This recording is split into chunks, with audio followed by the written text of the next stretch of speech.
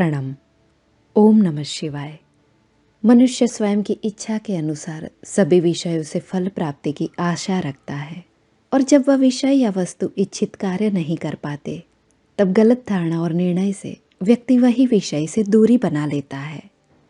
मनुष्य की इच्छा पूर्ति हेतु कई मार्ग है, जिसमें देवी देवता की उपासना का मार्ग भी व्यक्ति की भौतिक इच्छाओं की पूर्ति कर सकता है। देवी देवता के द्वारा प्राप्त शक्तियों से इच्छा पूर्ति हेतु यंत्र का उपयोग बेहद महत्वपूर्ण और सरल है। शास्त्र में यंत्र को देवी देवता का निवास स्थान माना गया है। किसी विशिष्ट देवी देवता के यंत्र की बनावट, विशिष्ट आकृतियाँ, विशिष्ट पद्धति से यंत्र की प्राण प्रतिष्ठा होने पर, सिद्ध मंत्रोच्चार के द्वारा यंत्र की पूजा होने पर, यंत्र की शक्तियाँ, यंत्र के प्रतिनिधित्व देवी देवता जागृत होते हैं। जैसे एक बार पेट भर भोजन ले लेने से जीवन भर की भूख शांत नहीं होती, ठीक उसी तरह एक बार यंत्र की सिद्धि और पूजा के बाद अब वही यंत्र से वही कार्य जीवन भर नहीं ले पाते। कुछ विशिष्ट क्रियाओं को नियमित करने पर यंत्र जागृत रहता है और देवी देवताओं की शक्तियों से हमारा संपर्क बना रहता है। यंत्र को किसी साफ सुथरी और पवित्र जगह पर रखना, यंत्र को स्वच्छ रखना बेहद आवश्यक है। दिन के किसी भी समय यंत्र के सामने घी का दीपक करने पर यंत्र जागृत रहता है। जो भी देवी देवता से जुड़ा हुआ वह यंत्र है, यंत्र के प्रतिनिधित्व देवी देवता जो भी हैं, यंत्र के सामने नियमित और लगातार देवी देवता से जुड़ा मंत्र जप करने पर, ऊंचे स्वर में मंत्र का उच्चारण करने पर यंत्र की शक्तियाँ जागृत होती है।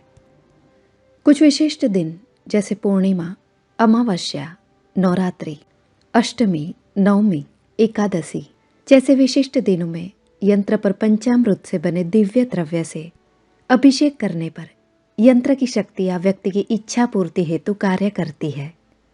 गंगा जल या पवित्र नदियों के जल के मिश्रण से देवी देवता के सिद्ध मंत्रों के उच्चारण के साथ यंत्र पर अभिषेक करने पर, यंत्र पर दिव्य विशिष्ट पुष्पों को अर्पण करने पर, फूलों के रस के द्वारा बने इत्र का यंत्र पर प्रयोग करने पर यंत्र की ऊर्जा जागृत होती है।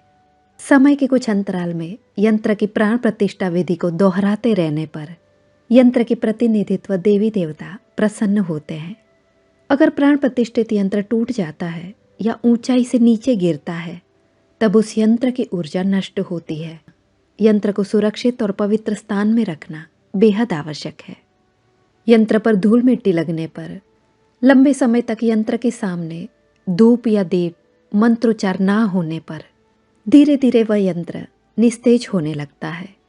अगर आप अपनी मनोवांछित इच्छा की पूर्ति के बाद यंत्र को प्रयोग में लाना नहीं चाहते हैं तब आप अपने देवी देवता की आज्ञा लेकर तब आप यंत्र को किसी स्वच्छ नदी के जल में प्रवाहित कर सकते हैं।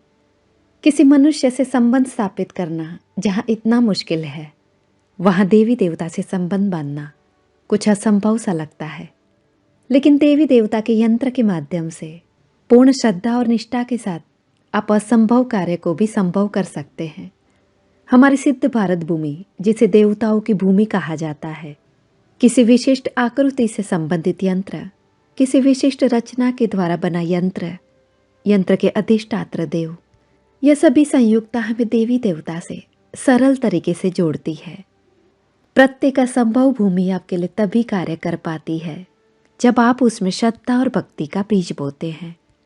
प्रणाम। ओम नमः शिवाय।